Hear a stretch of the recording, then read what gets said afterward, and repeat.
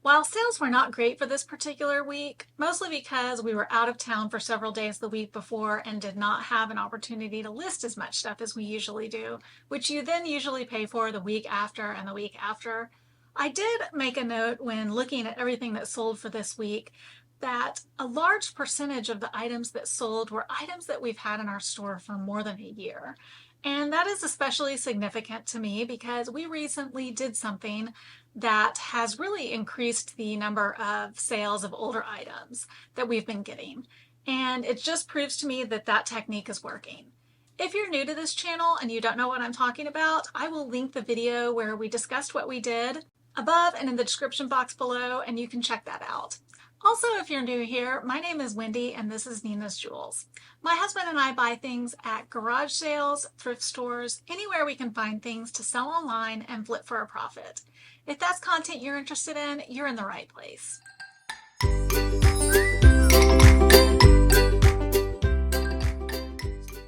Today's video, we're going to talk about what sold for the week of August 13th through 19th. So let's get started.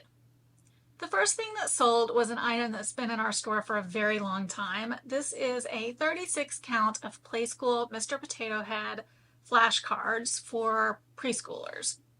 We found this in the Goodwill bins. It was new and sealed. We paid just 61 cents for it, and this sold for $7.48 on offer to buyer. So not tons of profit there, but we were glad to see something move out of our store that we've had in it for a very long time. Next up is another item that has been in our store for a very long time. This was a Rae Dunn by Magenta Artisan Collection blue stripe plastic serving tray. It said Savor on it. We found this also in the Goodwill bins for just 92 cents, and this item sold on offer to buyer for $23.18. Rae Dunn is an item that is a brand that is kind of the market saturated on it, so unless it's something really special, we don't pick it up anymore because it does take some things a very long time to sell.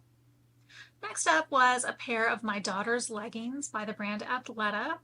These were actually handed down to her, so we didn't have any cost associated with them. She didn't wear them anymore, so decided to sell them, and we sold those for $18 even on best offer. Next up was a sale that really surprised me.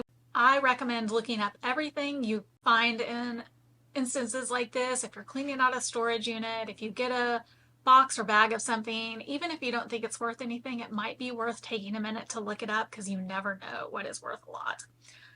This was a less than 2-inch pink PVC pig action figure from the movie Home on the Range. The character's name is Ollie. Apparently this is a really hard to find figure and it's worth something, which really surprised me. We got this out of a storage unit. We paid just 28 cents for this item when I think we paid $75 for the unit in total, and our per item cost broke down to 28 cents.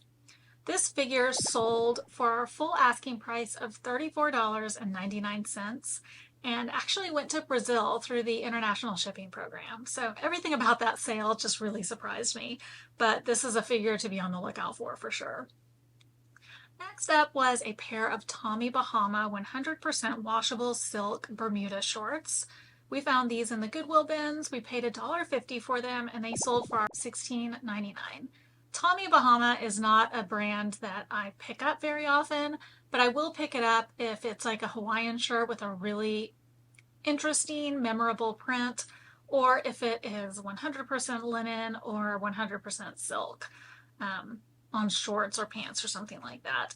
That usually will make this brand more sellable. And I probably would not pay very much. If I had seen these at a thrift store or a garage sale, I wouldn't have paid much for them, but since we found them in the bins, it was worth it. Next up was a White House Black Market black satin below the knee pencil skirt. We got this, I think, the very first time or maybe the second time we actually went out sourcing, so we were not very familiar with what brands to pick up and we didn't know how much was right to spend on items, so we were definitely still in our learning phase when we got this. We got this at a thrift store for $9.59 and it sold for $25.48. Unfortunately, it was returned because of a fit issue, and this is not the first time this item has been bought and returned. This is actually the second time, so this item is kind of cursed. We went ahead and relisted it for a third time, but if there's any problems with it selling again, they either get to keep it or we're just going to donate it when we get it back, because at this point there is very little room to make any money left on this item. Next up was an item that we got out of the Goodwill bins a very long time ago.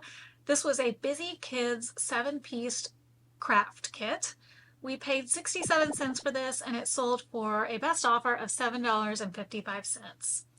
This was bought very early in our sourcing career when we didn't know what we were doing, and this is not an item that we would pick up now, but still sold, and we still managed to get just a tiny bit of profit on it. Next up was an item that we got recently. This was a pea patch vintage light pink cotton sleeveless cottagecore dress. Cottagecore describes the style of this item, which is a really good keyword to use. Cottagecore is very popular right now, so if you ever find anything that has that look to it, definitely include that in your title. We got this dress at a garage sale for 50 cents, and it sold really quickly for a offer to buyer of $54.68. Next up was an item we got quite a while ago in a big lot of Sega Dreamcast games, and we made lots of money on that purchase. All of the popular good games sold really fast, and I think this might be the very last one that we had, and this one finally sold. This one was a World Series Baseball 2K1 game, and we got this at a garage sale in a bulk purchase. And this one cost 72 cents, and we sold this one for offer to buyer of $7.98. Next up was a lot of 5 children's books. It included several different ones. They just all kind of were for the same age group, and we got all of these books for free from someone who was just giving away a bunch of old books at a garage sale. So we picked up all the ones that we thought might have some value, and we've been selling some of them as singles and some of them as lots. This one sold in a lot of 5 for $11.18. Next up was a book that we got at a garage sale, but this was a different garage sale. This one was a Vintage History of Cass County, Indiana. It was a hardcover book from 1970. We paid $1 for this at a garage sale, and this book sold for $40.79. We have been having a lot of book sales this month because we ran a discount on books, and so that really helps our items sell if we have a discount on them. Next up was a Ralph Lauren Boys Youth Hawaiian shirt. We got this at a garage sale. We paid just $2 for it, and this item sold for our full asking price of $23.99.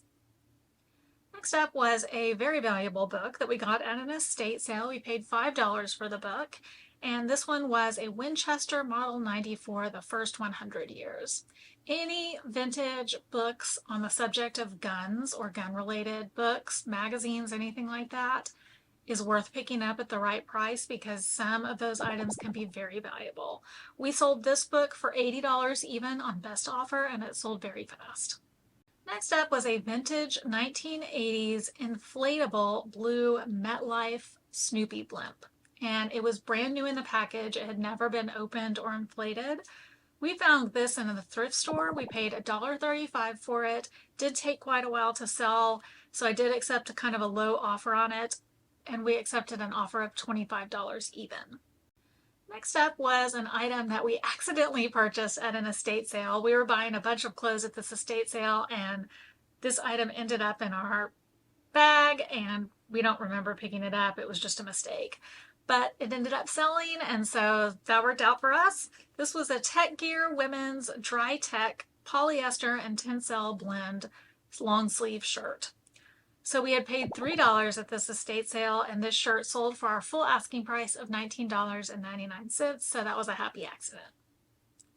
Next up was a Betsyville by Betsy Johnson black and magenta lace crossbody purse. We found this at a garage sale for $2, and this purse sold for our full asking price of $29.99. Next up was a Samsung replacement TV remote control. We tested it and it worked. We found this in the Goodwill bins. We will usually pick up remotes that are branded in the Goodwill bins. We always take out the batteries first, especially my husband does. Sometimes I forget. But we always take out the batteries first because we don't want to pay for the weight of those batteries. This remote sold for $8.48 and we had paid $1.18 for that at the bins. Next up was a Ralph Lauren men's striped long sleeve button shirt. We got this a very, very, very long time ago at a thrift store. We paid $8.20. I don't know why this shirt took so long to sell, but it eventually sold for $22 even on best offer. Next up was a power supply that had the brand Leader Electronics on it. We got this at an estate sale. I think they had kind of a big bin of different just random plugs and AC power supplies and things like that, and we were paying only 50 cents a piece for each of the power supplies. So we picked up anything that was branded that we would be able to easily sell. Actually, we paid 75 cents for this. I said 50, but we paid 75. This sold for a full asking price of $11.99. Next up is a movie photo still, an 8x10 photo from the movie Rashomon. We found this in the other business that we own, which is a custom picture frame shop. I don't know where this came from or what we had it for, but it had been in our business for a very, very long time. Nobody was claiming it for sure. This sold for $18.99. That was our full asking price, and it was in our store for an extremely long period of time though. Next up was a book called Aviation Maintenance Technician Handbook. It was volume 1 and 2. We found these at a garage sale. We paid $3 in total for them, and these sold for our full asking price of $16.14, which was the discounted price that we had running on our book sale this month. Next up was a cassette. It was new and sealed. It was called Jane Fonda's Fitness Walkout. This we got at an estate sale for 25 cents, and it sold for an offer to buyer of $9.68.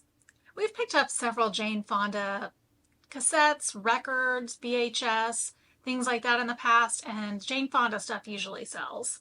But that's probably why we picked this up, and then also this item was sealed.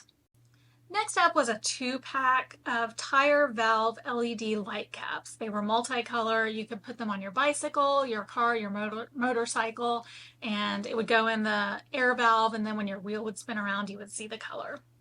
We got this out of a storage unit for 28 cents, and these sold for $9.99. That was our full asking price. Next up was an item we got out of the Via trading box. We had gotten a Via trading box full of bathing suits, but this was just a random dress that was in there. This one, the brand was called Charm Ye, which is definitely an Amazon brand. But this was a cute dress. It was kind of like a faux wrap style dress. It was navy and white polka dot. And so it was new with tags. And it sold for a best offer of $11.10. Next up was a lot of 19 wood magazines for woodworking. We got these at a garage sale. We paid just $1 for the entire lot, and these sold for $25 even on best offer. Next up was a lot of 5 different needlepoint fabrics. They were all brand new in the package. We found all of these in the Goodwill bins. We paid $1.03 for them, and these sold on offer to buyer for $19.98. Next up was 2 of the Fantasy Novelty Civil War $100,000 bills. This ends our listing on these. We don't have any more left. I think we started with maybe like 10 or 15, and we've sold out of all of them.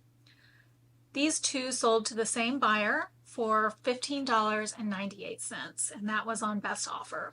We had no cost because these were in the other business that we own, and we didn't know what they were for, so we just sold them. Next up was a vintage 1995 Toltecs AFC Champions Super Bowl Pittsburgh Steelers sweatshirt.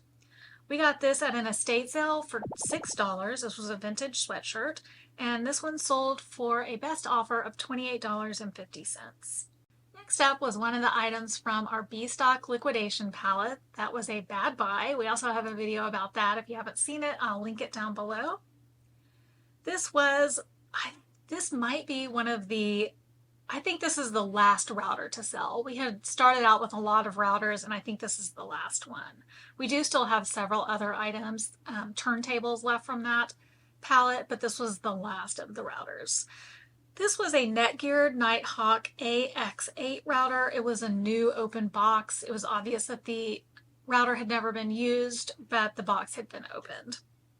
We paid $47.18 for each of the items from that palette, and this item sold for our full asking price of $169.99. Next up was a lot of, I think it had 3 different animals in it. These were Fisher-Price Little People replacement animals from the Noah's Ark set. We found these in a thrift store toy bag. We paid just 24 cents for them, and these sold for a best offer of $11.50. Next up was another replacement remote control. This one was a Sony remote control. We found this also in the bins. We paid $1.18 for it, and this one sold for $15 even on best offer. Next up was a really unusual item that we found in the bins. This was a Squatchy, which I guess is a brand of kids' shoes.